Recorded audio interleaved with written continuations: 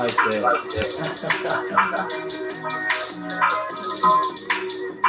Woo! What's good, everybody? Welcome to the Pull-Up Show. My name is BJ Matthews, a.k.a. B Jizzle. Hey, and that's your co-host that does it the most, Rick Masters. Hey, man, y'all know what the deal is. The Pull-Up Basketball Podcast. Look, I got the sweater on today, all black. B Jizzle got the red shirt, so you already know what time it is. We got the red, the black, the white tanks, the hoodies, the sweaters. Y'all already know where to check us out, man. At Rick Masters 23 or Mr. Lee on Instagram. You got B Jizzle right here. Cash App $ BJ Matthews, man. If you want to contribute, we also got the tags now. We affiliated with YouTube, baby. We coming up, and it's all thanks to you guys that tune into the show. B Jizzle, let's go.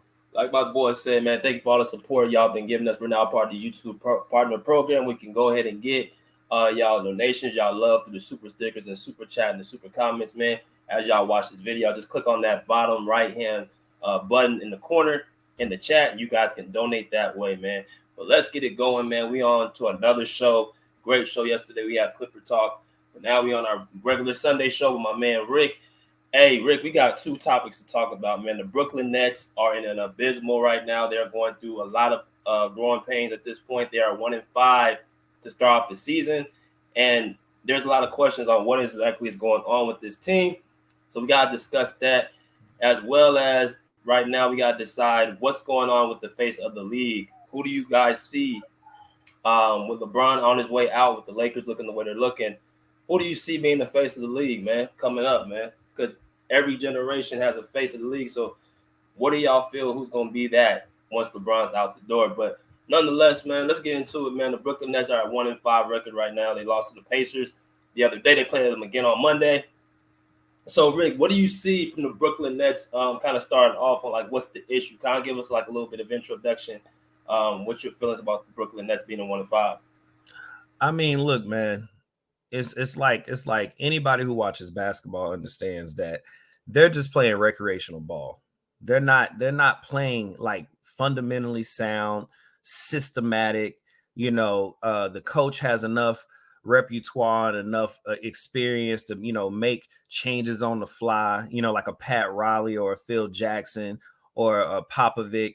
Like, it's almost like they playing backyard basketball, man. Because one thing I'm not gonna play, we know KD's nice, we know Kyrie's nice, they have the talent, right? Even Ben Simmons, you know, as much as we clown him, he's nice. But at the end of the day, in order to win basketball, you have to play as a collective, man. You have to have a system, and that's really the two biggest errors I'm seeing right now is they have no system, and then the coach is just, you know, more than I say, trash.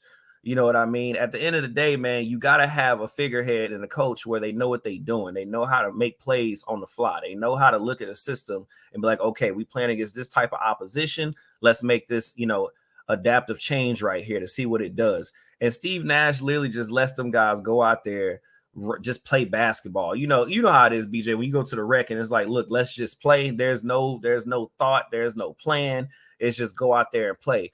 And that really wouldn't be a bad thing if you had a player like a Magic Johnson, or if you had a player like a, you know, Steve Nash when he was playing, where he actually can conduct players and put them in certain places. But see, as a coach, man, dude is just abysmal. He is trash. He don't come with no fight, no counteract, no nothing. He just tell KD and Kyrie to go out there and just play ball. And the thing is, KD, we already understand that he's really not a true leader. KD just likes to play basketball. So he's not a leader. That's why when he went to Golden State, he looked so nice, because when you got Steve Kerr and you got Steph Curry and you got Thompson and Green and these players who've been in the playoffs and the finals so many times with all this different experience, it's like it was teaching him, right?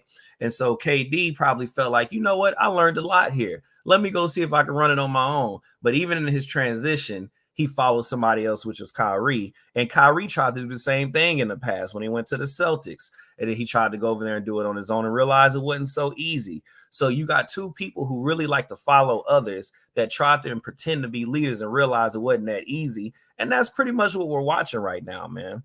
And so when it comes to their biggest errors, man, I'm going to have to say coaching, and I'm going to have to say they have no systematic play, man. They just out there playing recreational ball, which when you in the NBA trying to win a championship, that ain't going to work. So that's what I see, B Jizzle. Great analysis, my guy. I want to play a little bit of a clip, man, that you actually came out and said about a few months ago, man. So I got to give you credit, bro, for this type of claim. I want y'all to listen to what my man Rick had to say about the Brooklyn Nets and the state that they're in and what they need to do, or else they're going to be in trouble. So, and this was going on last season. So, let's hear from our man Rick.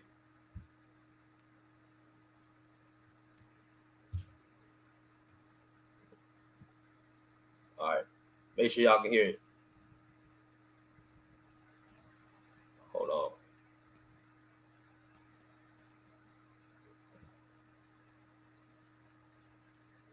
Can y'all hear it or not? I can't hear it. Hold on, let me pull it up on the YouTube, man, because I want y'all to hear this from what my man Rick had to say. Y'all hold tight. Y'all hold tight.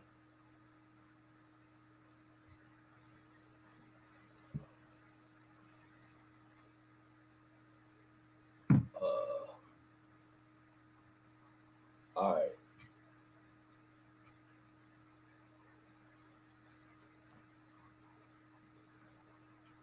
All right. Here we go.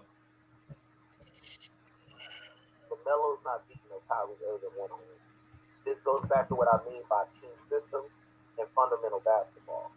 Because that means that the Hornets right now are playing a better team system than the actual Brooklyn Nets are, even though the Brooklyn Nets have the better talent on their team.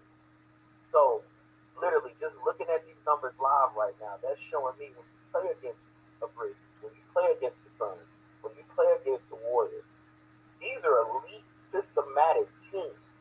They don't leave a play open at all. They're going to hit every option. They're going to take every open opportunity, and they're going to execute.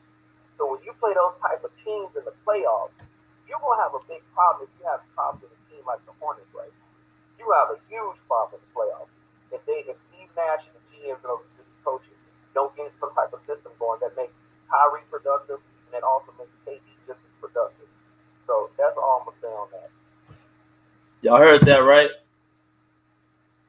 Y'all heard that from my man Rick. Basically, what he was talking about came to fruition when we're in a position right now. They have no system. They have no winning system. They don't have any real, like you said, bro, it's backyard basketball. They're playing KD and Kyrie ISO ball all day, and that's on the coach. That's on the basket. That's on the Brooklyn Nets coaching staff. That's on Kenny. That's on their Brooklyn Nets coaching staff is the reason why they're not able to play in a real flow on offense. And it was funny. Somebody said that Steve Nash. Y'all see this picture right here. He got ejected on purpose against Milwaukee because he was too scared to be in the game in the fourth quarter because he had to make adjustments. So he purposely got himself ejected. I'm starting to somewhat believe a little bit of that because when I watch Steve Nash coach, man, it's like he's just out there like not really able to draw anything up. He just said, here you go, give it to KD and Kyrie, and let's go. And that's part of the issue that's going on. But we all know Steve Nash is the inexperienced coach. He has not gotten better after his third season, and I think they need to go ahead and let him go. They're not buying it on the defensive end, even though they picked up a couple defensive players, such as Royce O'Neal and Ben Simmons, who we're going to get to in a minute. They're not playing defense. Kevin Durant has the worst defensive rating in the league right now, so he's not even trying on defense. Nonetheless, bro, it's just a problem in Brooklyn all around. But the Steve Nash situation and the defense is two of the problems. Another problem, like I said, Ben Simmons, bro. I'm going to let you speak on this in a little bit, but he's under fire right now. This guy is literally averaging – y'all know what we call Draymond Green triple single? Dude's the same way, just a little bit higher. Dude's averaging, 6 points, 6 rebounds, and 7 assists a game. So he's no better than what Draymond Green was, man. This dude was supposed to come in here and take James Harden in place, but we're supposed to see stat lines like this. That's what we're supposed to. That's what we should see. With that amount of talent, with that amount of game, bro, that's what we're supposed to see. But we ain't been seeing it. Question is why? Well, we all know Ben Simmons been, out for about a year with that situation with his mental state of mind. So at this point, I don't know what's going to take for Ben Simmons to shake out of it. I don't know what's going to take for Ben Simmons to get his confidence back. but right now he's like not looking like a player they want to trade for. And I'm gonna say this point. I'm gonna get it right back to you, Rick. Do you think they miss James Harden on this team? Because what I was looking at, people say their defense is not great, but it wasn't great when they had James Harden, but they were winning games and they're still being like we talked about before. They were called the Brooklyn Monstars. That's what we called them. They were still the Brooklyn Monstars, even though they didn't play D. So when they had James Harden, who's a pure point guard, who's able to fill up the stat sheet, what Ben Simmons is supposed to do, they were still winning games. So their offense was so superior, it was like shielding their defense. What do you have to say about, like, do you think they're missing James Harden? What do you think they're really missing? I mean, they definitely missing his offense. You know, that's one thing about James Harden, man. I mean, whether no matter how you look at him or critique him, I mean, he can produce offense, right? He has that little dribble step back. Some people call it a travel in the bucket three. You know what I'm saying? And then even watching him this year, the way the brother attacks the hoop is even nice. I mean, his offense sometimes can make up for the lack of defense, basically. So if Ben Simmons had offense like, you know, a James Harden, it wouldn't even be a discussion because Ben Simmons is 6'10". Ben Simmons can defend perimeter players. But, you know, right now, man, I think it's more of anything, and it's just my opinion, right? So it don't make it true. But I just feel like Ben is more so in his head, man. I mean, that dude, it ain't like he can't play ball. I just think he's in his head too much. And then on top of that, when you bring up a James Harden, you have to understand that, yeah, James Harden may not play as good as D as most people, but that dude will put that ball in the bucket. And so it's like, you know, which one's the lesser evil in a sense? It's like, well, yeah, this guy may not play as much D, but he does output in points. So it contributes to the team. This guy can play D, but he can't output in points, you know? So it's like, if it comes down to it, I would rather just have a shootout and get lucky than to know that I'm probably not going to hit as many shots with this guy and then know I'm about to get dominated in most games, especially going against top tier teams. And so, I mean, like I said, I personally like Ben Simmons, even though his game is, you know, womp. You know what I'm saying? But I just know the potential he could be if he really tuned in and kind of got out of his head, man. Because I haven't been in the NBA light. I know it's pressure there. You know, even hearing from Kobe in certain interviews, I know how the fans and everybody can attack you. But man, if Ben Simmons just realized what he is, a 6'10" guard pretty much, and just get out of his head and go work on them jump shots, the mid ranges, and kind of take some some pointers from Kawhi Leonard. Go talk to your boy, just see how you use the big body and come off that side angle and just hit that shot. I mean, do something, man, because in a weird way, it's like, man, you got too much potential. You got too much on your side not to at least venture out and see what you can really do. But like I said, I think it's all mental with him. And then, of course, when it comes to James Harden has always been an offensive monster. I mean, that's one thing everybody can almost, agree with across the board is that James Harden will put that ball in the bucket. And so when you look at the Nets, when they had him, he was going to try to put the ball in the bucket the best he knew how. And then, of course, now that you have Ben Simmons, like I said, coming back from that crazy event as far as with the 76ers, taking off a good amount of time, coming back in, and you have all this pressure. Shout out to Miss Tay for the $20 salute. And you have all this time to come back, you know what I mean? And just, really show us what you can do. I don't know if he's still mentally crippled from, that 76ers stint. And then also, I don't know if he's feeling the pressure from coming on this team with Kyrie and KD, but whatever it is, he has to find a way to kind of, step over that and become the player we all need him to be, because he's not chump change. Like, if he really tuned in with himself, the brother could be something magnificent. But until then, you're going to be a laughing stock, man. People are not nice out here in these streets.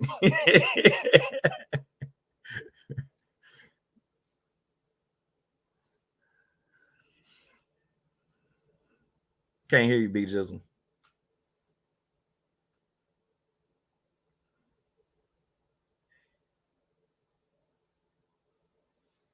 I can't hear anything. Hold on. Let me see. Y'all can hear me? Now we can. Yeah, I can hear you. All right. So shout out to Tay for the $20 donation. But like I was saying, Kyrie Irving, man, I want to talk a little bit about him because he's going through a little bit some hot water right now. Not because of his game, nothing wrong with his game. He's still averaging, I believe, close to 25 to 30 points a game. He's doing his thing on the court, but I want to talk about him off the court right now. He's in a little bit of some hot water with I wouldn't even call it hot water, just another controversy. Kyrie likes to stir the drink. He wants to, stir the pot. That's how Kyrie is.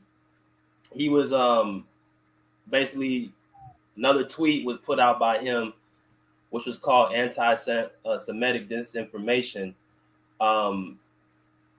With his, with one of his tweets that he put out there, man, and I kind of want to read it so y'all can kind of understand what's going on.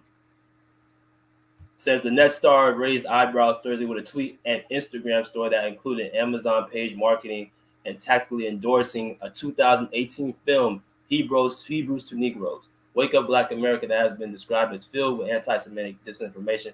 The film is based on a 2015 book by the same name. Rolling Stone called the film and book vehemently anti-Semitic, citing statements while claiming many famous high-ranking Jews have admitted. Let me move this out the way so y'all can see.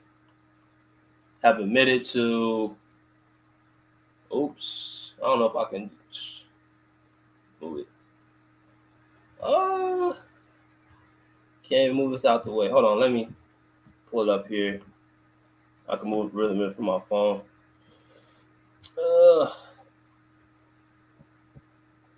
Let's see. Have admitted to worshiping Satan or Lucifer. That's what the last line said. That's what this documentary that Kyrie put out there, that's what it said. Continuous on reading. Hold on. Sorry. That was pretty much the last part that was on it. So basically he put out a tweet saying basically that the film was pretty much supporting that the people like the Hebrews that were, considered Jews were somewhat conforming and pretty much selling their lives to, be part of a craft, with Satan and Lucifer. A lot of deep stuff, but he retweeted that on his Instagram and he was in hot water because of it. Their owner, Joe Tsai of the Nets, came out and said that it was, very, very egregious. It was hurtful. It was harmful to call that out. And, of course, that was, I think it was on Thursday when he said that. So that statement automatically stirred some controversy with Kyrie, who is not afraid of it, controversy at all. We've seen him with the whole COVID situation. We've seen him with a lot of things. He does not mind being against the fire. He doesn't mind that. So he basically said that, I'm going to always believe in my beliefs. I'm not going to kowtow what I said, but I did not mean no disrespect to any other culture. So that in itself is another situation that's going on with the Brooklyn Nets. And I just think, man, when I look at Kyrie Irving and Kevin Durant, I'm going to talk about him too.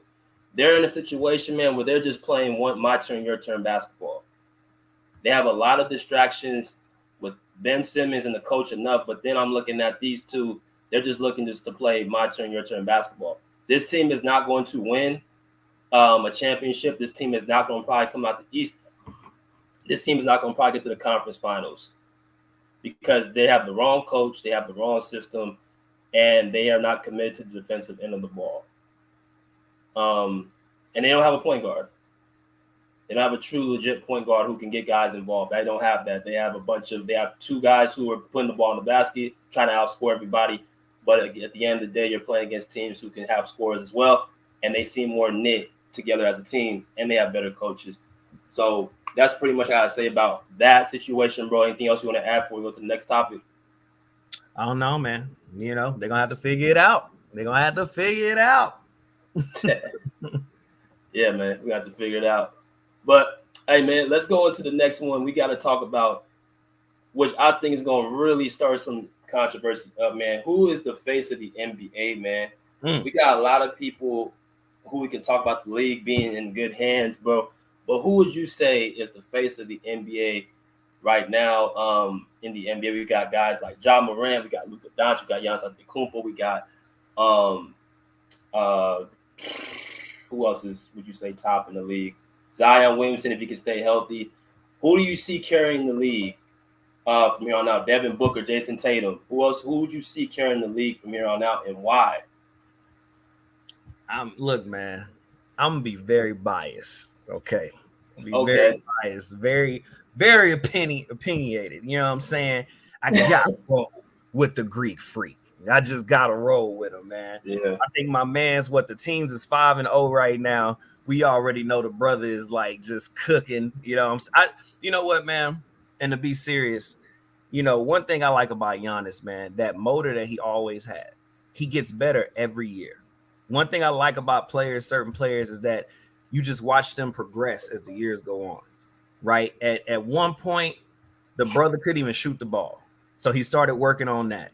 Now he taking little free throw shot areas. He even pull it out to the 3-point line sometimes. And then it's like, if you sleep on him, he going to remind you that I can come down there and bang with you and roar at you. Mm-hmm. And it's just like, I like watching this man evolve as a player, personally. And then it's like, I think even the great Kobe himself said, if that kid ever develop a shot, it's a wrap. Kobe said that.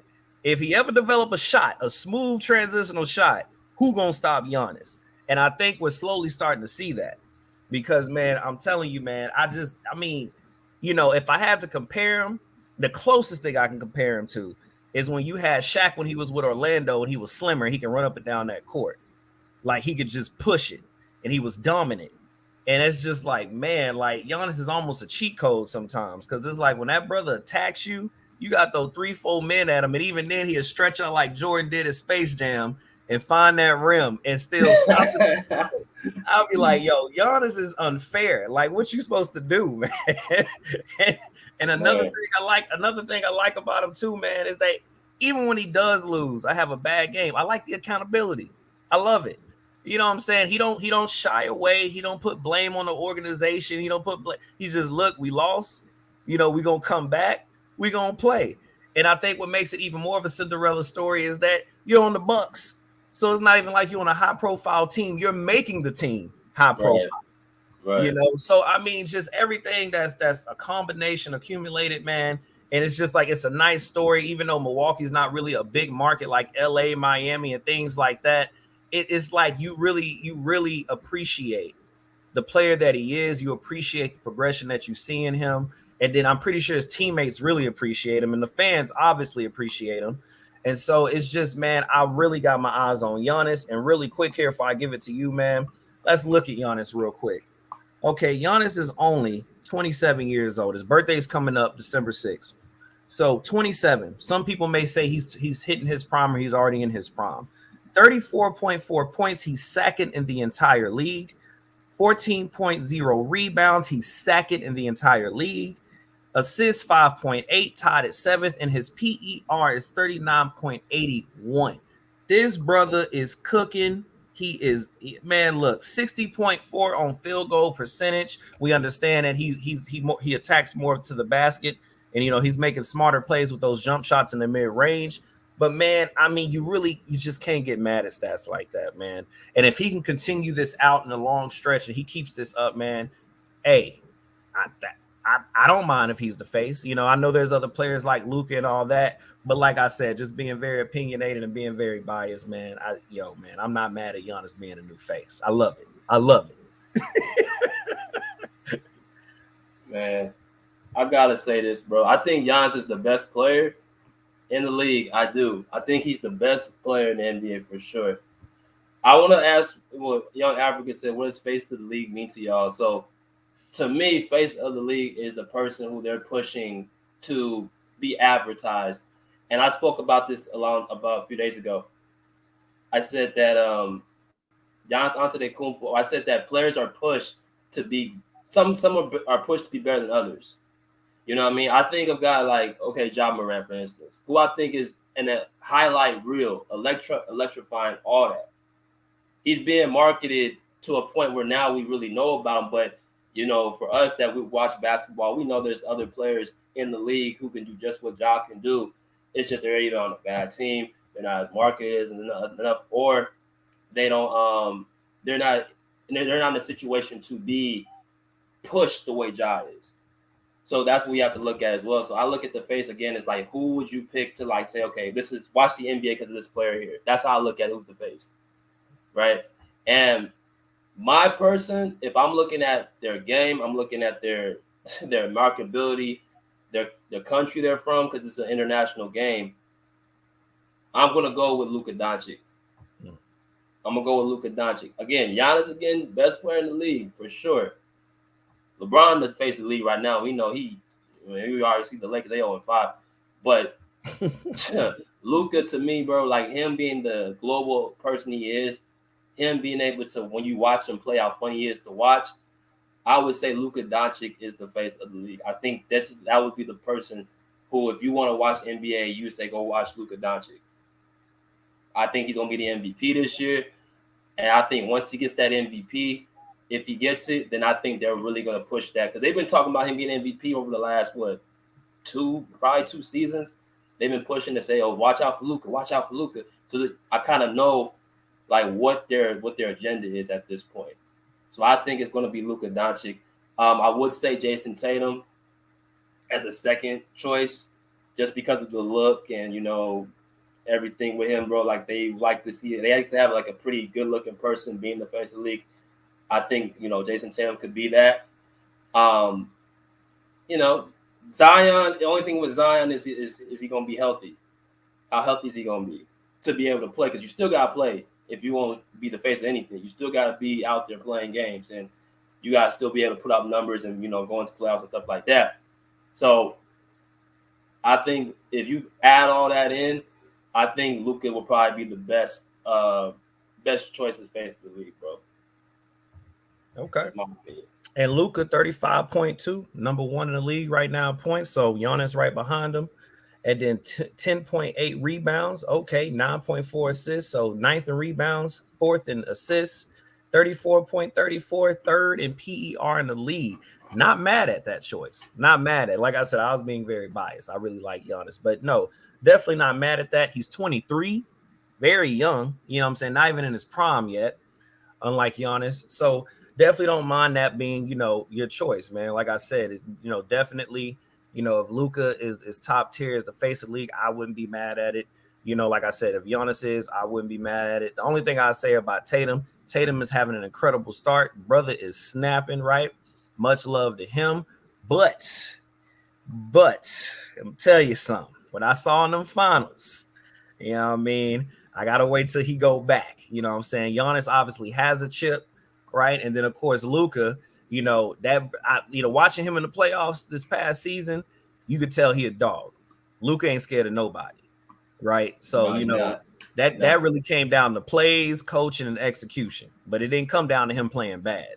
So definitely, won't rub Luka too hard, because Luka nice. So I'm not mad at that choice. I'm not mad at that at all. Man. So like my boy said, he got Giannis. I got Luka, man. We want to hear what y'all guys say. So we're gonna drop this link, man. What y'all think first about this Brooklyn Nets situation, bro? Because it's bad. And then we're gonna talk about who we think the face of the league is. So I want y'all to come in here and talk, bro. Until then, let's look at some of these questions and these comments. Let's see. Tuna Sports is a Cavs fan, so he said Donovan Mitchell the face. And he was just being like Donovan Mitchell's being funny. Bro, I've been saying Donovan Mitchell, he's snapping right now. He's averaging around 30 points. He had 41 points against the Celtics on Friday night. I think he's been one of the top 3 players in the Eastern Conference with Giannis and Jason Tatum. Mm-hmm. So, and they're 4-1 right now. I think Cleveland's gonna be a top 4 seed in the East. So they got promise. What you think of Donovan Mitchell, bro? I don't want to say the face, but what do you think of Donovan Mitchell's game? I mean, man, you already said it. I mean, the dude's always been nice. So let's make sure we say that he's always been nice. I just think that the Cleveland Cavaliers actually play him better, as far as their system, and they got a nice little young team. They got a lot of spring to them in their step. I like the culture. You know what I mean? Cleveland looks like a fun place, to play in, unlike how LeBron and old buddies, Hakeem Noah, whatever his name is, used to fight back in the day. Who wants to go to Cleveland? Who wants to play in Cleveland? Honestly, man, all the way from the uniforms, all the way to the arena looks now. Cleveland looks like a fun place. Of course, that Donovan is bringing that fire, like that team around him is real fun to watch. So, systematically, man, the way the whole culture is looking right now, Cleveland, it's like it's nice, right? And my only thing is, of course, it always comes down to the playoffs. That's what it always comes down to, because people can have very nice seasons. But what is really going to matter is when it comes down to the playoffs. So when he gets in the playoffs and when he, if he still can dominate and still do his thing, man, hey, I'm gonna add a couple more stars to his side. But right now, I'm gonna let him have his moment. He's doing a great job. I'm not even gonna speak bad on him. The brother is playing out of control basketball right now. So shouts out to Donovan Mitchell. But like I said, man, we got to see if we can carry that to the postseason. And when we get to the postseason, if you keep doing the same thing, hey, man, you know what I'm saying? Respect. Get that stamp of approval. Hey, man, we got Young Africa in the building. What's good, man? What's good with you, bro? Bruce said you guys. About to play. Young Africa. Pull up podcast. What's happening, man? Shout out to you. Y'all cooking, man. Real good topics today. Let me get to it, man. Hey, Brooklyn Nets. Damn, man. Damn. We got to question a lot of players' legacies right now. A lot of questions for a lot of players. Hey, Kevin Durant. But let me begin with Ben Simmons. Who? Ben Simmons? Let me say this, man. I can understand Ben Simmons. He's not aggressive, and I can understand the frustration with him not being aggressive on offense and him not doing what he did in Philadelphia. But he did do what he did in Philadelphia. He was an all-star. I believe he was an all-NBA player. And he was all defensive team. So he did all that, right? And so what's the issue, Ben Simmons? Some say it's your back. Some say it's your mind. Some say it's your spirit. A lot of questions, right? But yeah, I got more questions with the team. And when it comes to his defense, it's interesting because he's not that lockdown defender that he once was. It's very interesting because right now the Brooklyn Nets got the worst defense in the league. In the association, BJ. That's amazing. With a defender like Ben Simmons. And so why is Ben Simmons not locking down players on the perimeter like he once did? Well, I got the answers. My analysis is that he was a great defender because he had a great rim protector in Joel Embiid in Philadelphia. Now, you're not playing the game, BJ. When you got a great rim protector behind you, you can sell out a lot more on the perimeter, press up, and guard that guy, and you don't have to sell out so much and question if you got to press up on this play or if you got to question if he's going to blow by you because you got that confidence that you got that 7-footer behind you to deal with that. And so he doesn't have that in Claxton, and we all know he don't have that in Kevin Durant, evidently. So coming to Kevin Durant, the man who's rated as one of the worst defenders in the league this season, defensive rating. And if you watch the game against the Pacers, a lot of them threes was on Durant. I counted like 5-6 of them threes on Durant. 5-6 of them threes from the young boy. They let a rookie drop 30. And so he is not pulling his weight. Did you know that Kyrie Irving is averaging more rebounds than Kevin Durant this season? How ridiculous for a 7-footer knowing that his team is one of the weakest rebounding teams in the league and he can't average more than 4 rebounds a game? That's ridiculous. And that's desire. That's heart. That's 1-2. Because you're 7 foot with all that wingspan and you can't get more than 4 rebounds more than Kyrie Irving. Come on, man. Kyrie Irving catching a few loose, long 3 rebounds, But, like, come on, Durant. For the most part, you're a help defender, guarding the corner guy. You ain't guarding the major perimeter players on the other team. And so you should be crashing the balls. No one, Ben Simmons, is out there on the perimeter. You should be doing that. And I got a lot of questions for Durant. We must question this man's legacy. We must question and hold this man to account when it comes to how great he truly is. And then Kyrie Irving. Now, I heard you, BJ. You were talking about they don't have a point guard on this team. Or I think it was the host with the most talking about, they don't have a point guard. Well, this is the solution for me because Ben Simmons with the ball in his hands, him picking up the dribble, not being aggressive. My question is, how long will it take for defenses to realize Ben Simmons is not a scoring threat? Not long. And when they do realize that, they're going to sag off him and defend him for the pass every time, which will slow down their offense even more. Mm-hmm. And so what they need to do, they need to get the ball out of Ben Simmons' hands, play him at the 5, and they need to allow Kyrie Irving to be the ball handler, the primary ball handler on that team, and to make plays. This ISO ball of Durant and Kyrie, we know you can pull up from 30, Durant. We know you can drop 30. We know you got the hezzy pull up. We know all that. Your bag is deep, but can you win? Evidently not. Offense is not the problem on this team. They're the worst defense in the league. and it's embarrassing right now because it's on Durant. It's on the best player on the team, and it's on him to lead this team. He ain't a leader where he got to be. If you want to win, you got to be. You got to be. Who is he expecting to lead this team? No one else. Steve Nash ain't doing his job. He ain't got a system implemented. And so Kevin Durant is being exposed just like he was when he got swept by Boston. He's being exposed, showing that he's only ever being successful with Hall of Famers next to him. And he's been blessed with a lot of help in his career and only has 2 titles. He had Westbrook and Harden and Ibaka. Then he had Steph Curry, Klay Thompson, Draymond Green, and now he's got Kyrie Irving and Ben Simmons, and he still can't get it done. It's embarrassing out here. They out here 1-5, 1-5, and you talk about year 20 LeBron and 0-5. Well, this man in his prime or at the end of his prime, whatever you want to call it, 2 guys that are still all NBA level players, and then 1-5. This shit is embarrassing, bro. And when you talk about who the face of the league has been and still is 6'9", 260, straight out of Akron, Ohio, LeBron James. You know what it is. You know what it is. It's been that. And if you want to talk about it's passed him up and there's young players or what's the future of the face going to be, I would personally pick out of the young boys, John Morant. He the most exciting. He the most commercial. He's got all the highlight reels and all that. So I'll pick John Morant. But if you want to talk about who is, well, you know what it is. 6'9", 260, all-time great LeBron James, man. I'm sexual chocolate.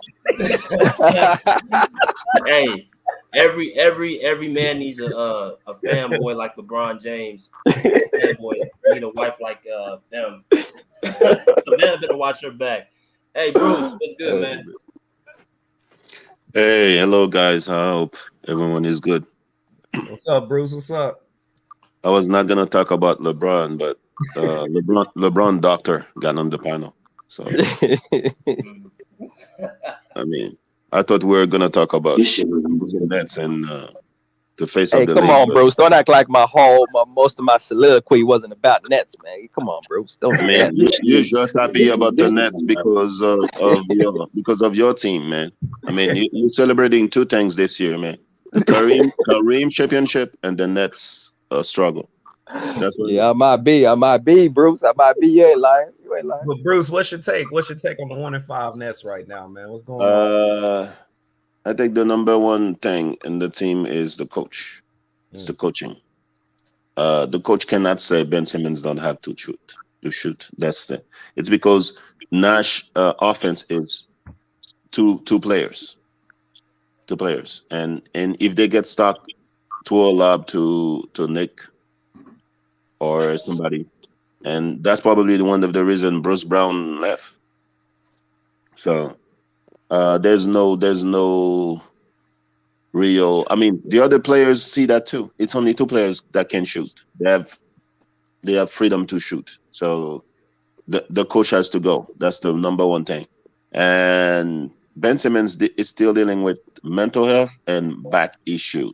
I think if you look at Michael Porter Jr., if you listen to Michael Porter Jr., it's very hard to get back after you're dealing with back. And he had back surgery.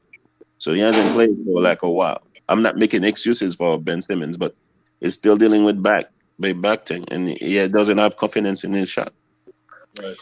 And the face of the league, I don't think a lot of people like John Morant, except if you live in Memphis, because it's too cocky, man. Nobody, I mean, if you speak to foreigners, I'm a foreigner, we don't like cockiness, man. You need to be humble. You know, he's dancing, all that stuff. Nobody wants to see that, man. I don't think John Morant will never be the face of the league. Okay, never be the face of the league. Because he's too cocky. Luka whining to official every time you score. That's not appealing. I don't want to see that every time. Can you just play the game? Why every time you score you have to talk to the referee? So, I mean, the person that's nice, charismatic, is saying that dead jokes. Giannis, I think, is the next after Curry and LeBron, to me, because he's very charismatic. He has a movie on Disney, right?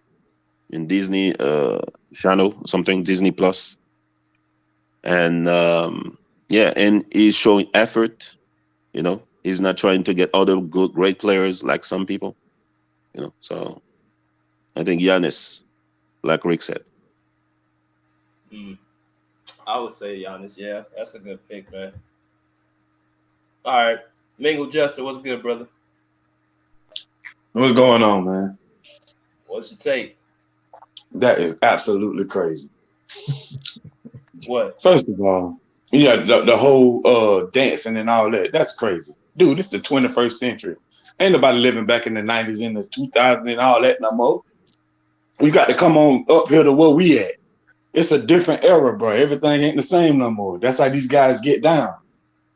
You got to come up here. I don't know why people keep living way back then. You have to come up here. That's how these guys operate. But anyway, back to my take. Well, the Nets, to me, I believe if you actually watch the Nets games, to me, the Nets play good enough. They're playing good enough to get Steve Nash fired. That's what it seemed like to me. How them guys playing, how Kevin Durant playing, how Kyrie Irving playing, and all these guys playing, they putting up an effort, but they're not really putting up an effort. It seemed like to me they're trying to get Steve Nash fired. That's what it looked like to me. I actually watched the Nets game. I'm talking about the full game, not half of it, not look at ESPN. I actually watched the full game. It seemed like they're trying to get Steve Nash fired. That's what it looked like. I could be wrong, but that's what it looked like to me. And I mean, because once Steve Nash, Kevin Durant wanted Steve Nash fired before he even came back to the team. He wanted Steve Nash and the GM fired. But neither one of them got fired. So, Kevin Durant, he got to do what he got to do. You got to earn that game check. But besides that, and I don't really have a take on the Nets because I think they're playing this way to get Steve Nash fired. So the team is playing how they're playing. But for as the face of the league, LeBron haven't been the man. LeBron is the face of the league only because of narratives and the media and all that nonsense. But far as like the face of the league, like for as basketball wise, LeBron haven't been the face of the league for about 5-6 years now.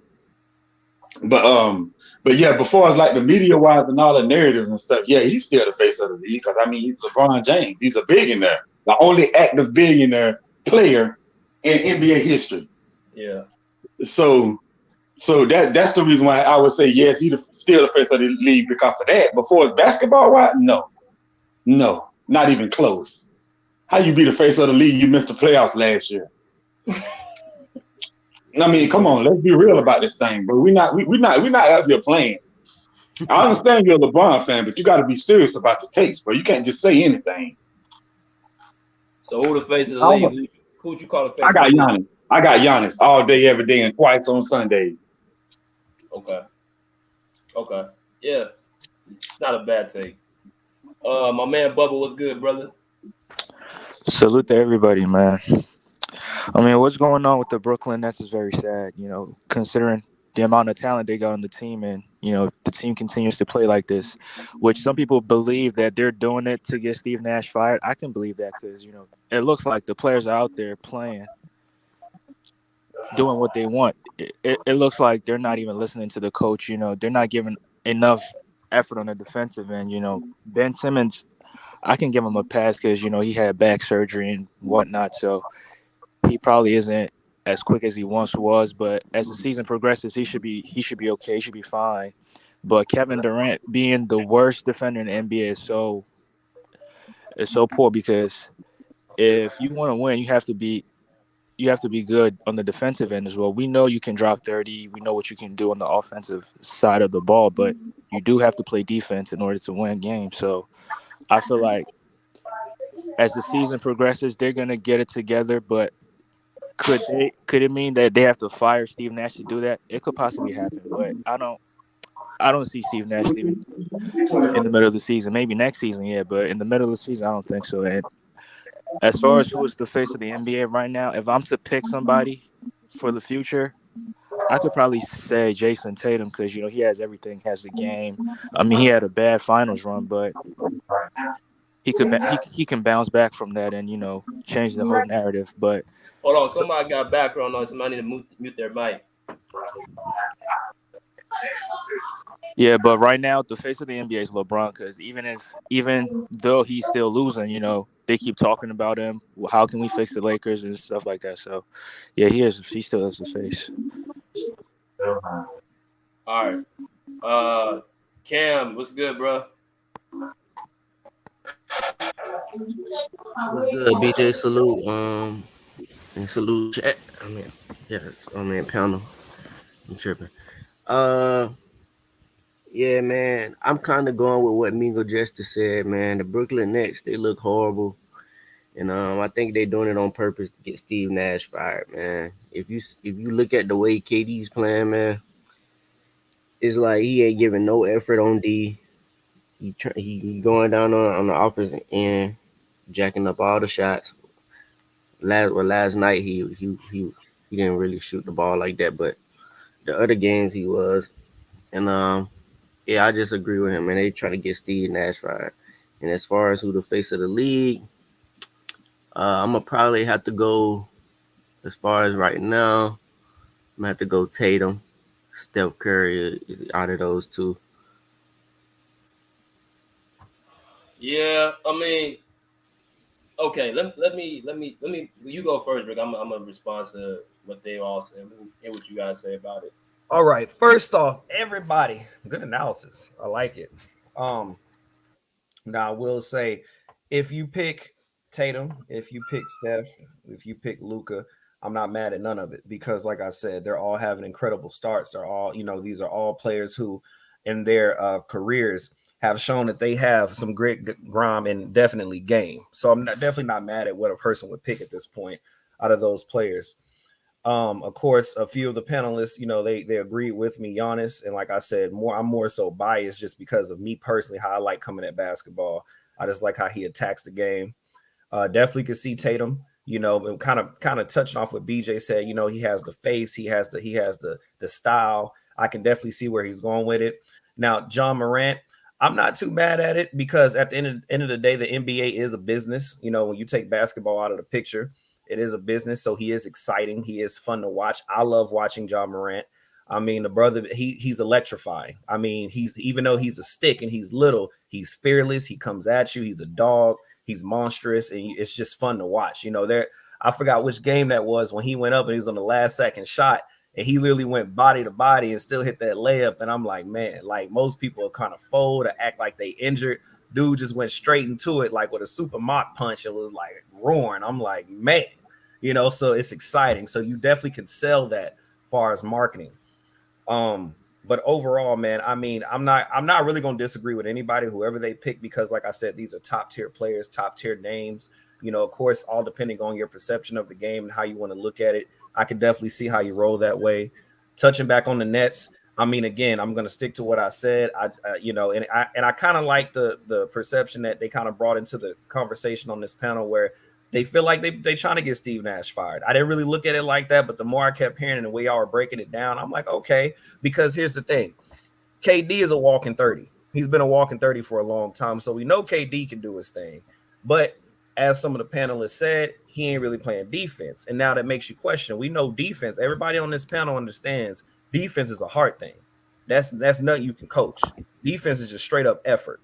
So anytime, you still doing your thing on the offensive end, but you're not really caring on the defensive end, that does raise an eyebrow to do you really care? Like, what is your true MO?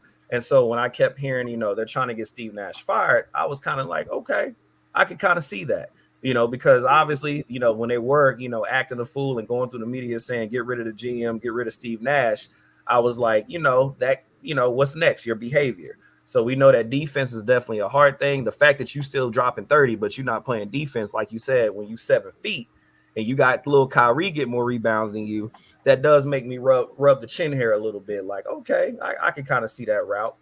But at the end of the day, you got to quit shooting yourself in the foot too, because even though you're trying to get somebody fired, you still got to win.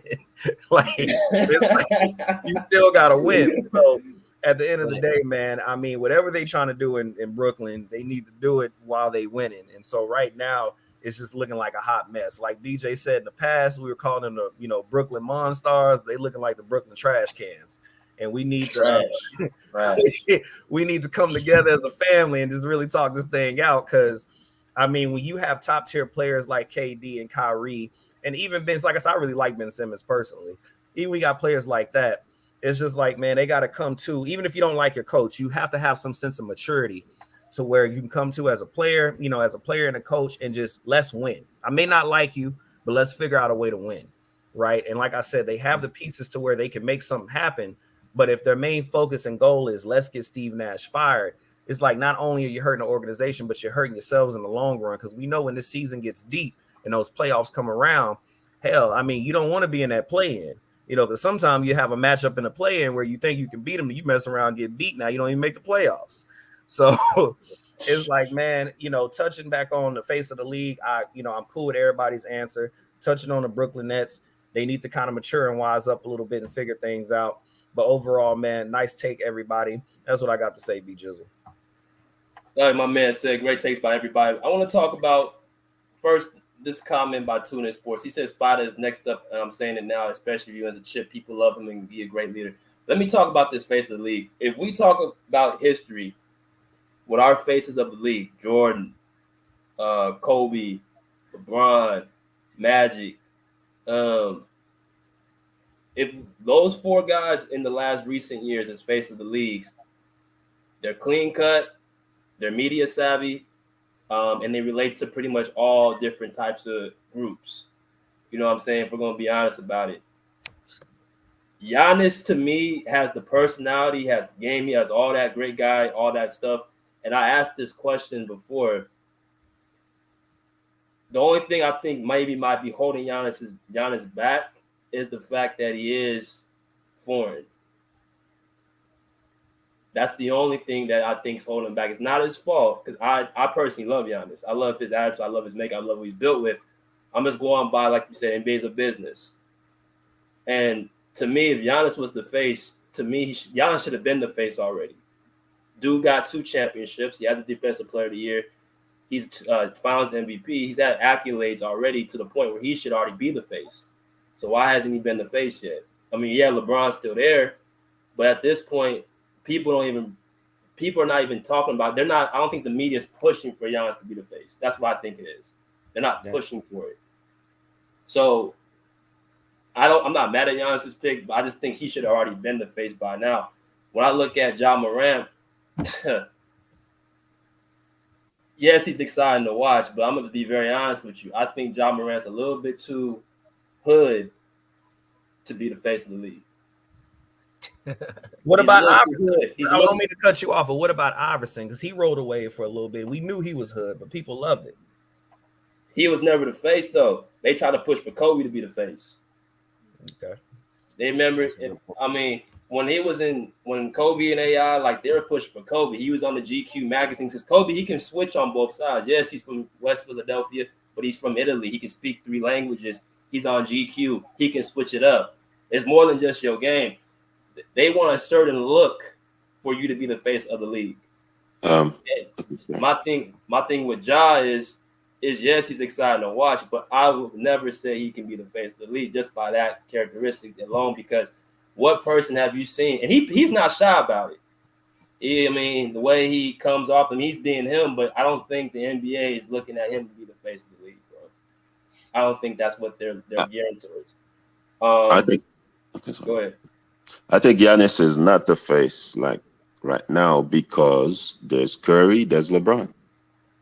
Curry is like has the nice smile, nice hair, and the complexion. And LeBron has been there with all the commercial, and he's pushing.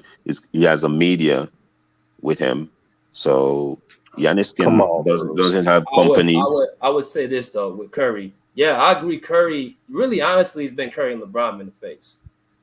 If you go overseas now, people love Curry just as much as LeBron. It's Curry. They love him. The light-skinned assassin. They love his game. They look at him. He's not the biggest guy, so they relate to him. So their time is up. Now they're looking for who's next. Tatum has the look. He has all that. Does he want to be the face of the league? I don't know if he really wants it by how he plays. I don't know if he really wants it. After what I seen in the playoffs last year, I don't know if he has that. He wants to be that dominant player. I don't know if he wants that. Sometimes I think Jaylen Brown's the better player What? than Jason Tatum on that team. So I don't know if Tatum wants to be the face. I agree. Right? So Luka, but to me with Luka, I think personally the league has been pushing for him to be the face. They've been talking about him being MVP the last couple of seasons. He's exciting to watch. He's fearless. He's fun to watch. He seems somebody who's very playful. I know the whole thing with him complaining to the refs, but everybody in the league, superstars, complain to the refs for the most part. I think if Luka gets this MVP this year, that push is going to be even more. Okay, we can give it to him now. Because I think when he makes a deep run into the playoffs and he gets this MVP, I think they're going to really say, okay, now we can give it to Luka. You're going to start seeing him in more commercials. You're going to start seeing him talked about more on these sports shows and stuff like that, as if he's not talked about enough. But I'm not mad at Giannis, but I just think he should have already been it. Yeah, regardless of LeBron, but you should already at least be in that conversation. There shouldn't even really be. There should be more talks about Giannis being the face of the league, but it's not. That's my take on it. That's cool. Coming back to the brother saying that the Nets and Kevin Durant and Kyrie Irving are tanking or that they're losing on purpose. I don't agree with that. I never seen KD play elite level defense outside of Golden State. And even that was team defense more than his own individual defense. So if he is doing that, going with y'all, like if he is doing that, how is that going to lead them to win a championship? So you telling me they're going to switch up the coach and they're just going to turn it up and they're going to become a great defensive team and they're going to go and win a championship?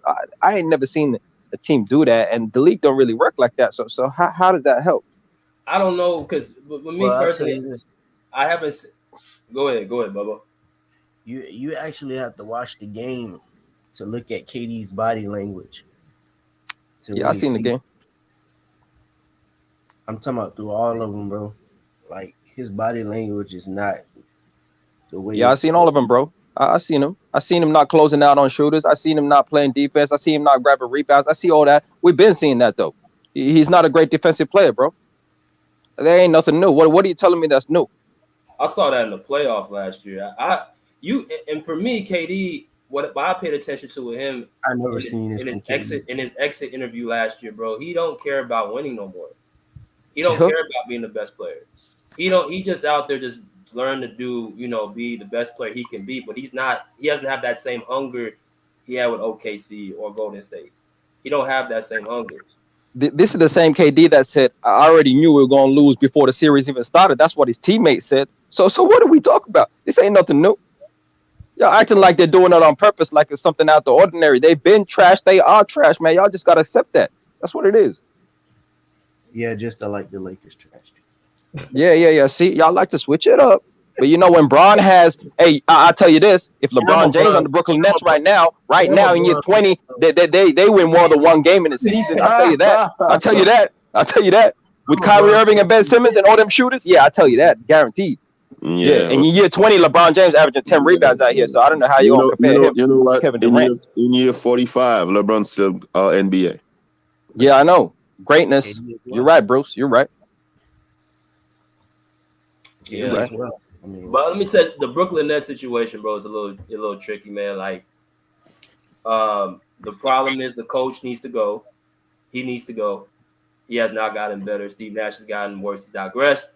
Ben Simmons is not providing him instant offense, which I have to admit that I was wrong about that. I thought that Ben Simmons would make up for his offense on the defensive end, so he doesn't have to shoot. But he's not giving you no offense or no defense. So shit, like you just another Draymond out there, a light-skinned version of Draymond Green.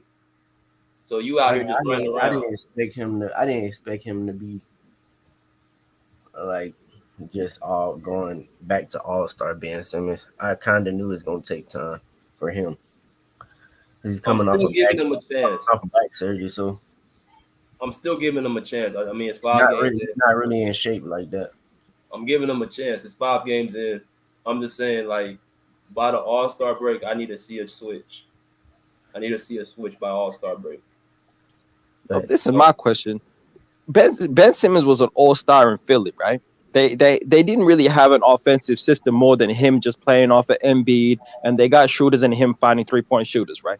But so what? My question is like, why can't Ben Simmons be that player on the Brooklyn Nets? And my personal view is it's because KD and Kyrie are ISO players. He's never played with ISO players before like that. If you give it to Embiid, he gonna work in the post. He gonna what? As a fellow LeBron fan, so you won't think I'm hating. Why can't he adjust his game for Russell Westbrook? See. First off, let's get to the Nets, right? But we can talk about that later, right? But the question about Russell Westbrook, he's not in his prime. He's not the same player that he was once upon a time. If you give him OKC Westbrook, yeah, he can adjust to that, but he can't adjust to Westbrook. That's a different version. But we're coming back to the Nets, right? Coming back to the Nets. Hey, all I know is LeBron has won a title on every team he's been on, so he's proven, right? So we don't need to go there. So when we talk about Ben Simmons, right, that ain't cap. Every team he's been on, he won a championship. That ain't cap. Look up the history books. Look up the history book. So when we talk about Ben Simmons, right, and we talk about this offense with the Brooklyn Nets, Kyrie and KD, if you watch the games, predominantly just get their shots or get their buckets off of ISO plays. Or Ben Simmons has a weak ass screen and roll, and he just hits the guy being Durant, who usually just pops to the mid range and he gets an open jumper, right? But they get it on individual talent. And so he can't work in a system like that because how is he utilized? Which is why I put it on Kevin Durant and Kyrie Irving, but more on Kevin Durant as the best player to utilize Ben Simmons to become a playmaker, a rebounder, and a defender. Kevin Durant, we don't need to see you average 32 points on this team, on the worst defensive team in the league. You're using all your energy on offense. You need to be a defensive player. You need to help out Ben Simmons. You need to crash the boards, and you need to utilize Ben Simmons as a roller, as the 5-man roller, and not as the primary ball handler. But he don't want to do that. And that's the reason why Ben Simmons ain't the guy that he is. Use the same thing for LeBron. Let me ask you this. Exactly. How long has Ben Simmons been playing with KD and Kyrie? Oh yeah, all of 5 games. Games. Okay, how long has LeBron been playing with Russell Westbrook and AD? First season. Okay, you've been playing with AD longer than that. And why haven't the Lakers won any games in Brooklyn Nets? Hey, you know, LeBron won a title with AD, right? So that whole thing that you're trying to get to is just erased with that title. So what you trying to say, bro? Let me ask you this, young Miami. I'm gonna say young Africa. Let me ask you this. Wait a minute, young Africa. Let me ask you this then. What type of success have the Lakers had outside of the bubble? Hey, LeBron James was a top 4 seed before he went down. Yeah. Before he went down, he was a top 4 seed, so he was on his way to going to the playoffs, and you don't know what he would have done. And then they have had injuries the last 2 seasons. He's second best player, top 75 all-time player has been injured. Hey, y'all know y'all talking about a year 19 and year 20 LeBron. Yeah, we talking about a prime Kevin Durant. Y'all tripping. If he old, tell him to retire. Nah, I don't need to tell him nothing, bro. He doing what he doing. He about to be the all-time leader scorer. I'm so sick of y'all using that lame excuse. He's a year 20. Well, if he old, tell him to retire. And I'm sick of that question when you say, "What has he done besides getting it done?" That's what I hear. What has he done besides getting it done? Well, he got it done. He got it done. That's the question, bro. What has he done besides getting it done? Come on. That lets you know that bubble gave them a little extra than what they capable of. Because they were the number 1 seed. They were the number 1 seed. Bitch ass thing outside of that bubble. They were the number 1 seed outside of that bubble. Okay, they were the number 1 seed during the regular season, but they did nothing. Okay. They did nothing outside of the bubble. Nothing. We don't need to argue the facts, but yeah, okay. They missed the playoffs twice, and they got bounced in the first round by the Suns. That's what they did outside of the bubble. They were up 2-1 against those Suns you're talking about with AD. They would have beat him. They would have beat him. You know that too, but it's all good. And they lost. Yeah, okay. That's all I know. They lost. Yeah, okay. That's what I know. No context. Okay, we can do that. They lost. That's what I know. All I'm asking Young Africa, what you're asking KD to do for Ben Simmons? Why can't LeBron do the same thing with Westbrook? Because that's the same thing. Both players can shoot. Both players wants to pass the ball, right? You know what the difference is? Yeah, I'll tell you why. He is. It's just not resulting in wins. That's a whole different thing. But he is. For example, he's playing. If you watch the games, right? LeBron James is playing off ball more than he has his whole career this season. If you watch the games, off ball. Yes, he has been playing off ball. Have y'all watched the games? No, I see him playing. He plays off ball, and Westbrook is being. When Westbrook is on the court, he's the ball handler. He's a primary ball handler, and he's making plays, right? And so Westbrook has not been living up to his role on the team. And what's Westbrook been coming off the bench? That's one game, bro. You watch the other games? Have you watched the other game? That was one game. He didn't even play, so stop lying. What do you mean? He played 4 games already. What are you talking about? He played the other games. He missed one, and he played every other one, and he started, bro. He came off the bench once. He missed one game. Did he miss a game and they lose? Man, I just said that. He missed the game. Who's blaming? See, y'all tripping, bro. Y'all coming on with your own narratives. Y'all, how many turnovers KD had? What he was doing last year, chucking up shots. So, hey, BJ, you don't need to do that with all that, with the meme talk. You don't need to do all that, BJ. You don't need to do all that. Man, he's old, man. He needs to retire, man. Man, you know what I saw? Once I saw LeBron's ball spot in his back of his head, bro, I'm like, this nigga needs to retire. Yo, come on, BJ. BJ,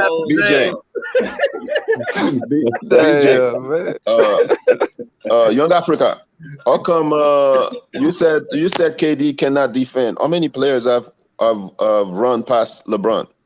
I saw. Hey, do you know LeBron's rated as a top 10 defender in the league this season, bro? You know they got the second best defense in the league. Did you know the Lakers got the second best defense in the league? If you watch the games, Bruce, outside of your LeBron hater narratives, you would know that LeBron is playing better defense than Kevin Durant this season. That's why. Let me get this straight. LeBron has. So hold on, let me get this straight. So you telling me that the Lakers got the second best defense in the league and they 0-5? Yep. No offense. That tells you that exactly the offense is the problem. No shooters, bro. They haven't got enough talent. What do you want LeBron to do? You want LeBron to average 80 out here? What do you want LeBron to do? What do you want him to do, bro? You average 80. He averaging damn near 30. Damn. No, you ain't. Not this year. But this is my last question for y'all. Yes. So check this out. Now he said they got the second best defense. Okay. So if they got the second best defense, highest team outscoring them. If they got a second best because they got the worst offense. They got the worst offense in the league. They got the worst offense in the league. That's how. Is the one that had the most points at the end of the game. They got the worst offense in the league. Highest team outscoring them. You got 3 top. They got the worst offense in the league, and bro. Offense is the struggle, and you trying to blame just Westbrook. That has nothing to do with the defense, bro. Who's just blaming Westbrook? But hey, you tell me this, bro. Is Westbrook playing like a top 75 player right now? Is he doing that? Is he doing that? 1-5 is all. Is he doing that? Yeah. I like the silence. Hell nah is the silence. That's what silence means. Hell nah. And then is AD playing like a top 75 player this season?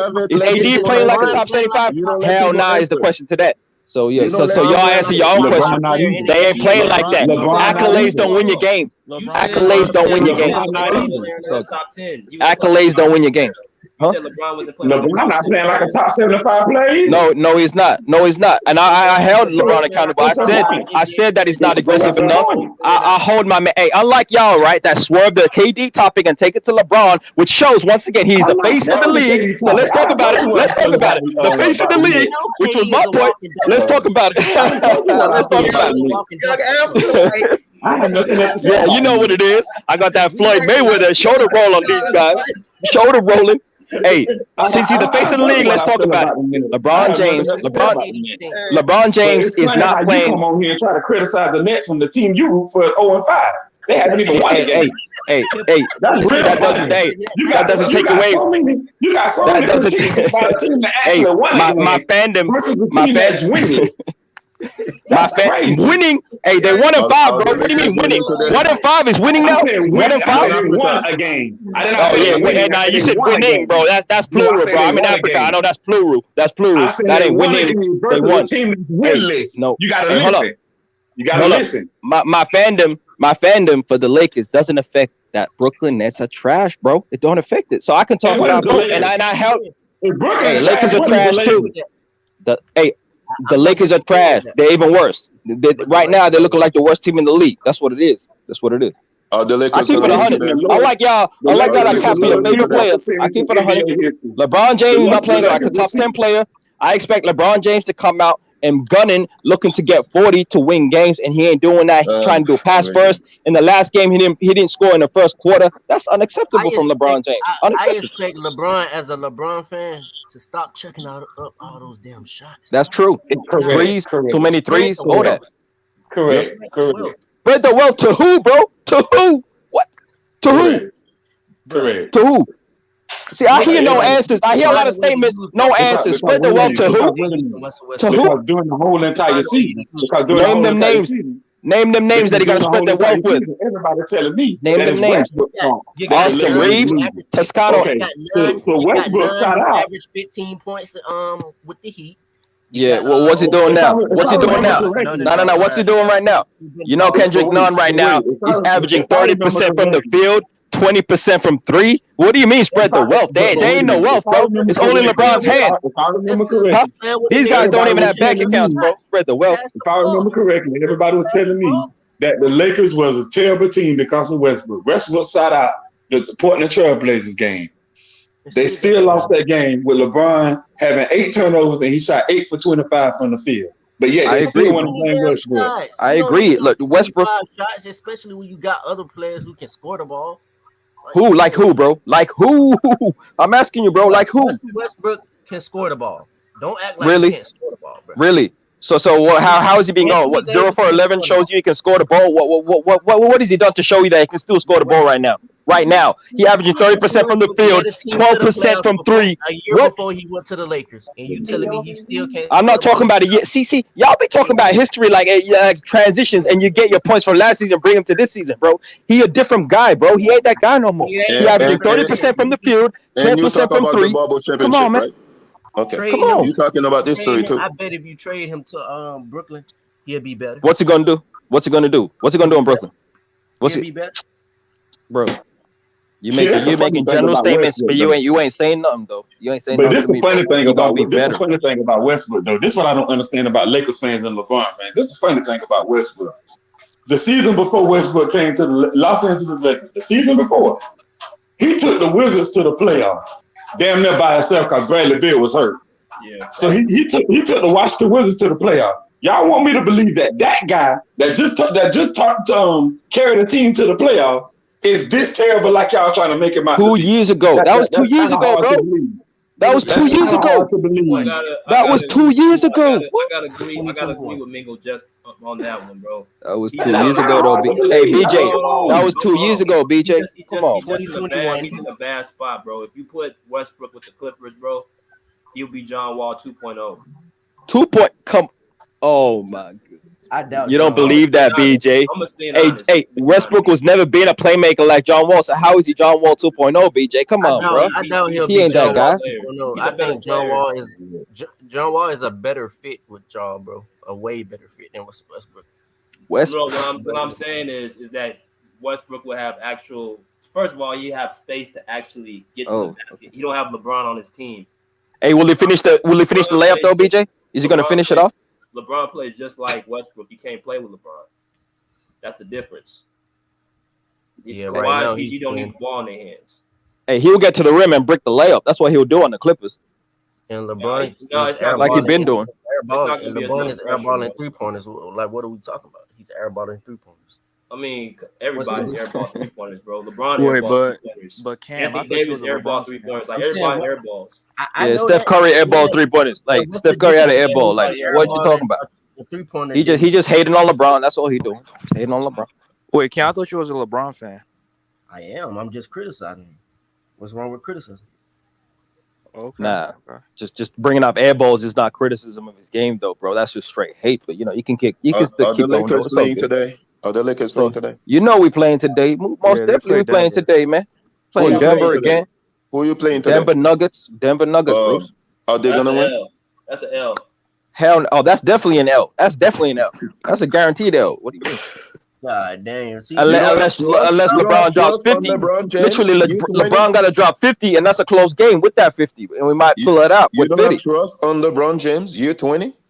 All The Browns time. got to drop 50 to beat the Denver Nuggets, bro. That's what I'm trying to tell you. Hey, yo, Africa, I got a question. Would you say though it could be that LeBron scoring them points is actually a bad thing for the Lakers? It's actually holding y'all back. That Yes. what do you mean all them points this season? Would you think they should be playing through Anthony Davis or LeBron? They should be playing through Anthony Davis, but Anthony Davis don't want it, bro. He's showing you he don't want it. He doesn't demand the ball. Hey, when you say play through him, right? Doesn't a player that gets the green light? LeBron James has said that Anthony Davis needs to be the best player, or at least the highest points per game on this team for us to be the best, right? Doesn't that guy demand the ball in the post? Doesn't that guy take more shots than he does? Doesn't that guy come through in the fourth quarter in the clutch? He demands that if he wants that. You don't need no set play to be called by the coach for you to get the ball, bro. If you're the best player, you don't need that. But he don't want it, bro. He don't want it. I did see him. He's another part of the problem. I saw him do that against Golden State. They were in the game up until halftime. LeBron started shot jacking. I seen him do that against the Clippers. LeBron James started actually shot jacking in that game. I seen him do it against the Nuggets. When they had Anthony Davis, there was a respectful game when he was going off. When you the guard on the team and you have control of the offense, bro, and you're a big, they have to give you the ball. LeBron dictates who gets the ball if he's bringing the ball up the court.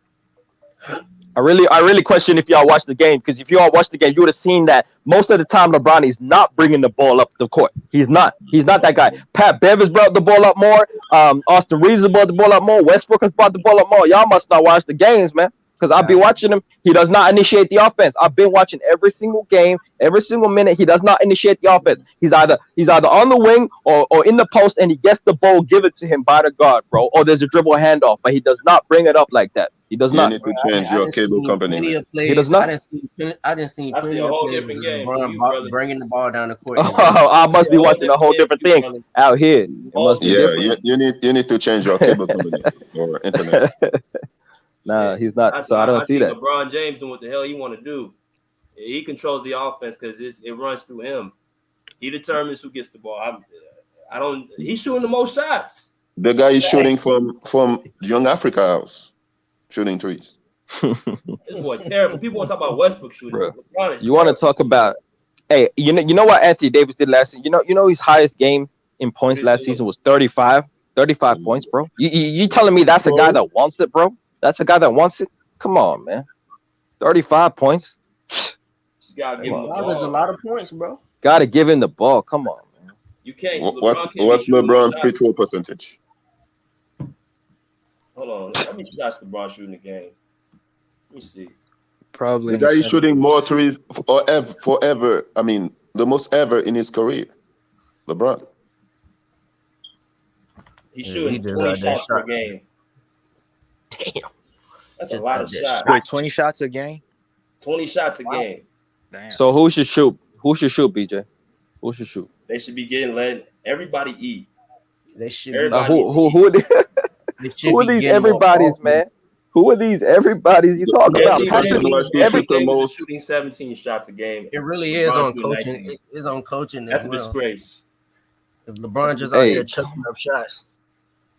Chucking up shots. Hey, Lonnie Walker. That many shots, bro. Lonnie Walker averaging 41% from the field. Patrick Beverley shooting 26% from the field. Russell Westbrook shooting 30% from the field. Troy Brown Jr. 36%. Kendrick Nunn shooting 32%. Toscano Anderson shooting 40%. Damian Jones at center shooting 41%. What do we talk about? What do we talk about? You know why? Because they're not getting the ball as much. That's ridiculous, bro. They're getting shots and they're breaking them, so you want them to take more shots. That don't even make sense, bro. That don't even make sense. You need more shots to get in the rhythm, right? In rhythm, bro. They're wide open. If you watch the game, these are wide open shots they're breaking, bro. There ain't no more rhythm shot you can get than a wide open shot, bro. That's meant to get you in rhythm, bro. Y'all tripping, man. Y'all tripping. That's meant. Oh, no. That's true partially, bro. What you said for shooters. For shooters, there's no real shooters on this team. You can say lasers. When you got rhythm guys, you need to let them touch the ball. Let them feel the ball a little bit throughout different plays. But if you just throwing the ball to them in the corner or you just having them sweet shots, bro, they're not getting in a real rhythm. That's why I question. I question if y'all watched the games because you would have seen Patrick Beverly initiate the offense. You see Westbrook initiate the offense. Austin Reeves, Lonnie Walker, they have the ball in their hands, man. They are not a threat off the dribble. Outside of Lonnie Walker, every other guy is not a threat off the dribble, so they can't create their own shots. So what do? You got to hit them, and they got to make their open shots, bro. That's what it is. What you do is what do you do? Okay, you tell me, B. You have people actually, they're moving without the ball. They're cutting. They're backdooring. They're touching the ball. They're coming off screens. Even though you might not shoot it, you might, I got the ball. I'm going to see what's open, pass it. And I'm continuously moving in the offense. When I stay stagnant and have the offense still, then it gets me cold. It gets me out of rhythm unless you're a pure shooter. If you're a pure shooter, then all bets are off. But if you're not a pure shooter and you're a rhythm player, you're not going to be just hitting shots out the back. Kendrick Nunn is not a lockdown shooter. He's a rhythm scorer. Patrick Beverly, not a knockdown shooter. Lonnie Walker, not a knockdown shooter. Austin Reeves, not a knockdown shooter. You trade all your shooters. You had Malik Monk and Carmelo Anthony. You guys got rid of them. Still getting your asses kicked last year. That was shooting really the problem. I have a question about the Nets. There are 3 players that have yet to play, right, for the Nets. There's Seth Curry. He played last game. He Seth played Curry yesterday. Yeah, he played last night. Right. What about the guy who was on the Pacers? TJ Warren? Has he played? Bubble Warren. Yeah, Bubble Warren. He haven't played yet. This dude you're making fun of Bubble Warren, but you had Bubble Ring. So I don't know. What's no, I'm just saying that's the only hot streak he ever had in his career. But go ahead. So he gonna make the difference, Bruce? Is that what you're saying? I mean, that's the only ring that AD got, the bubble ring. So. Look, Seth Curry, he was out of rhythm. You could tell that he wasn't in rhythm last night, coming off the ankle injury. So you got to give him time. He's fine. I'm not worried about him. What about Joe? Joe Harris is playing. They ain't many excuses for. So are we gonna hold KD accountable? We're gonna hold year 20 LeBron to more of a standard than we're gonna hold Kevin Durant. What are we doing? You feel threatened by KD. Was trash. We know KD was trash. Because they say no. We need to hold him to account, bro. We need to break the game down like y'all talking about LeBron James. See how we got a different kind of energy? Y'all need to keep the same energy. A lot of people said KD was better than LeBron, so you just feel threatened by KD. So you try to in the offense like LeBron. You tripping, Bruce. No one's ever said KD all-time better than LeBron, bro. No one's ever said KD is not initiating the offense and taking all the shots like LeBron is. What? He's taking more shots, actually. What are you talking about, bro? What are you talking about? Kyrie taking more shots than KD. Oh, they're both shot jacking, bro, and they're playing no defense. How about you hold him to account on that? How about that? They're playing like LeBron, so what do you want to say? See, I can't even do it, bro. You see this, Rick? Hey, the host with the most. You see what they be doing, right? You see what they be doing. This is wild, man. We can't even stay on topic. Wait. We can't even stay on topic. Did you see Grant from the Blazers when you walk past very slowly of LeBron, and LeBron was like, "Oh no!" Right? How many players have done that to him this season? Very slowly. Hey, LeBron has played better defense than Kevin Durant. I know that.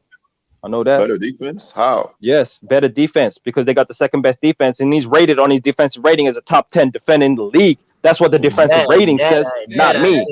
Not me. Rating don't tell you the best defender is. I agree with that. No. I'm not saying he's one of the top 10 best defender, but I'm saying he is in a team in which he is the second defense in the league, and he is one of the major reasons why. That's what I'm saying. I'm telling you. DJ, watching them games, bro, KD ain't playing no D for real, bro. I mean, at least the Nets got one game. I mean, don't let those 4 blocks fool you that he had the other night. Exactly, bro. Exactly. I mean, the hey, Bruce, can you talk about Kevin Durant though? How you feel about his game this season? You been watching the games? How you feel, bro? Who, me? I'm talking to Bruce. I have been talking about Kevin Durant since I said he was not top 10 in the playoff because they got swept, and everybody think I was crazy. I said Jimmy Butler was better than KD. Damn. Since the playoffs, since this summer. Kevin Durant ain't even top 5, bro. But you know what's funny? When I said that last year, people jumped on me. Barely. I said Jimmy Butler was better than KD in the playoff, and people was like, I was crazy. If you want to be honest, barely top 10 because he ain't Oh, even been Cam, the best player on you his the Brooklyn fan, Cam. I remember you. You was talking all that trash last year. Yeah, I was, bro. But these niggas trash, bro. Young Africa blasted KD when he lost to the Celtics. Except the heartbreak kid. Yeah, Kyrie. Kyrie actually balling out, but he needs to be more of a playmaker, man. He's scoring a little too much. He can be more of a playmaker. I want him to be the point guard on that team. I actually want Kyrie is gonna Kanye himself out of the NBA. Hey BJ, what do you think about Kyrie being the point guard of the team instead of Ben Simmons and play Ben Simmons at the 5 and then he be the screen and roller, and then when he rolls he can play make off the roll. He's talented. They did that last night and it didn't work. He's bro, Kyrie, his game, bro, he can do anything, but he's not a point guard. He's a killer. He's a scorer. He just puts the ball in the basket. Yeah, you ain't gonna turn into no point guard. That's what James Harden was. That's why I said y'all missing James Harden. Because y'all defense always been trash, but when you had a guy like Harden who knows how to put players in their spots and score the ball, he was able to balance out the offense. I actually agree. Because they y'all missing James Harden. They were unstoppable when they had Harden. I ain't gonna even lie. And I don't even like that bomb. They were unstoppable. They were unstoppable. Yeah, they were unstoppable. What? They were. Harden don't get hurt, bro. They the champions. Like easily. Not even on 2K, they were unstoppable. They were unstoppable, bro. Yeah. How? They still lose to the Bucks. How, nigga? We ran through the Celtics. We ran through the Bucks them 2 games without Harden. I saw James Harden watching up the ball roll on the court. He did not pick it up. They were unstoppable. When all 3 of them was there at the same time, nigga, they were unstoppable. They were unstoppable, bro. Unstoppable. Y'all tripping, man. Man, you guys are making me be like young Africa now. What? They were unstoppable. Mm. Bro, who was beating them? They were beating the hell out of Milwaukee. How? They were beating the hell out of Milwaukee, bro. Them first 2 games, and then the third, Kyrie got hurt in the 4th game. Kyrie actually got hurt in and they still took him 7 with KD by himself. Kyrie got hurt like in the 3rd game in the Bulls and won that shit. Yeah, man, they should have. We say by himself, but he had James Harden though, but he wasn't really by himself like that. Bro, that dude Harden was like, bro, man. Harden with KD and Kyrie at the same time, bro. Nobody could stop them, bro. Yeah, okay. Except Steve Nash. Yeah. I mean, he need to go. I know food in the cafeteria was stopping James Harden. Yeah, who is Joe? Who is Joanne? Who is Joanne? Thanks. I agree with that.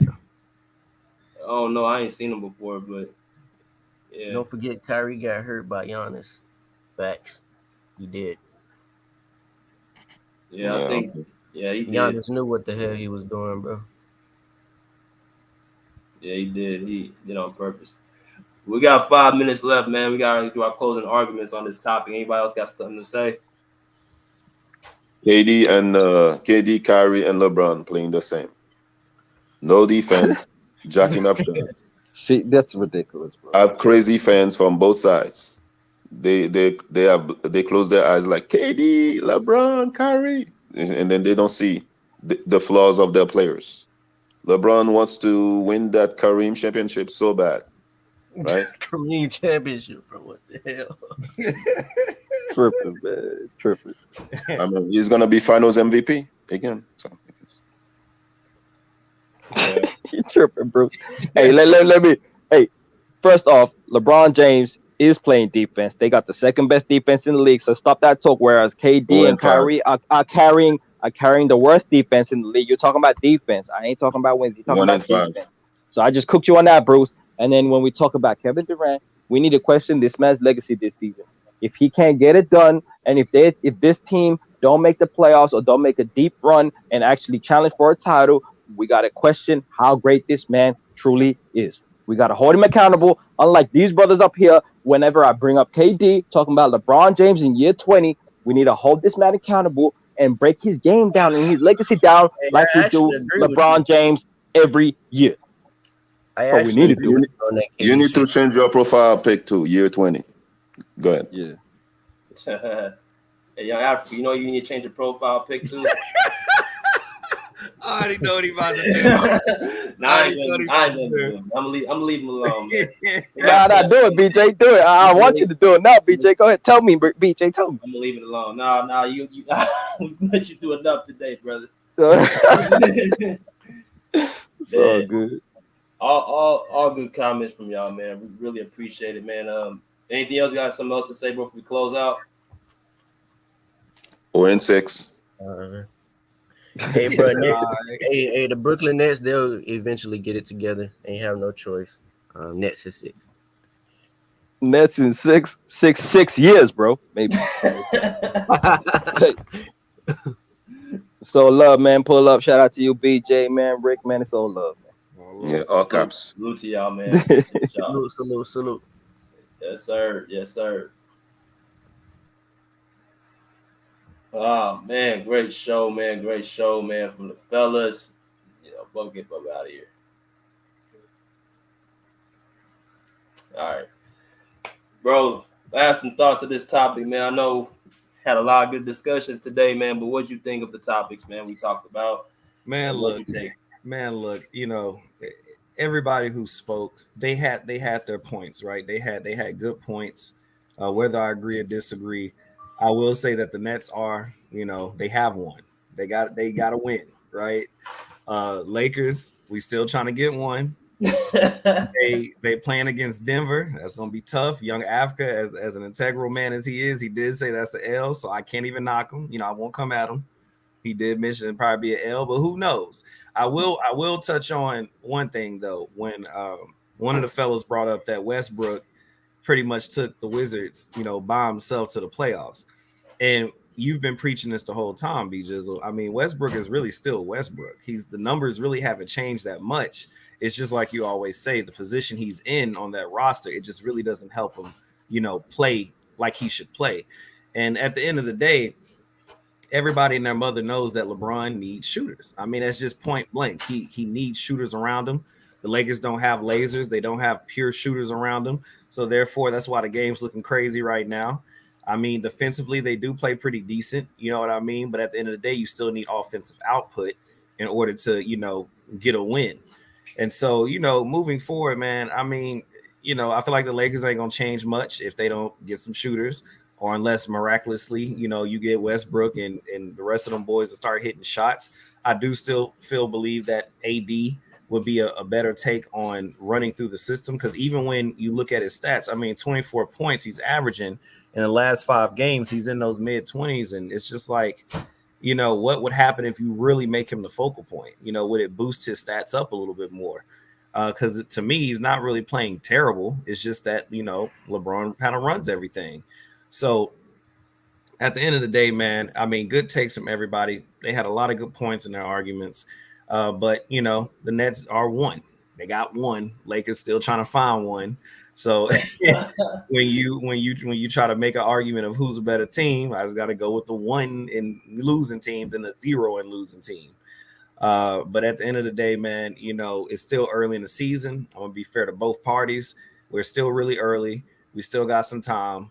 But if there's no adjustments made, that's all I got to say, man. If no adjustments, bro, I made a funny post on Instagram. I was like, bro, if the Lakers gonna win a championship or win the game before Thanksgiving, bro. And they schedule, I don't know who they play the next, 5-10 games, bro, but they just can't close out games, man. Like they're not even, some of these games are like close, and they're like exciting. They just can't close them out, bro. So that mentally cyclically wears on you to the point where you get in those positions where it's like you start overthinking and beating yourself, and you gotta get that monkey off their back, bro. But I like the fight on defensive end, but they gotta get one of these games, man. Because if they go 0-10, they gonna flip LA upside down.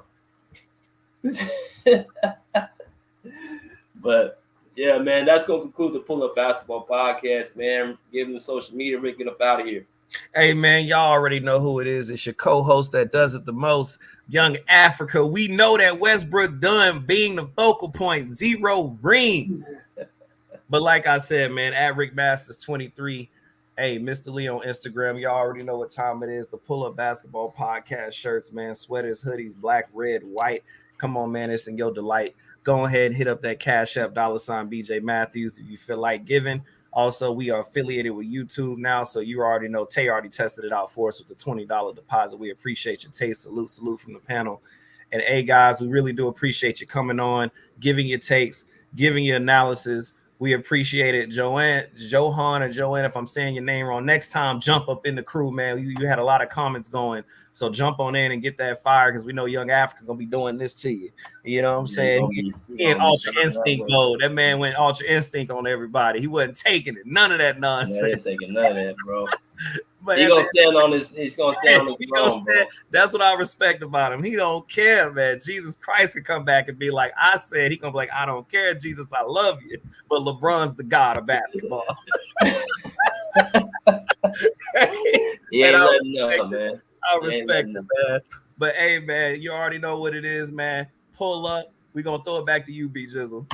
You know what I'm saying? Go ahead and donate to the Pull Up Basketball Podcast, man. Appreciate all the love and support y'all give us. Shout out to Miss Tay for the $20 donation, man. If you guys like to donate your love donation to the podcast, do throw it to the Cash App. I'll link the link after this video or through our pull-up page right here on YouTube, where you can go in the chat on the bottom right-hand corner, and you can press that button, do your thing, and donate that way. But until next time, we respectfully say, pull up a seat, pull up a chair, pull up, peace, out of here like swimwear.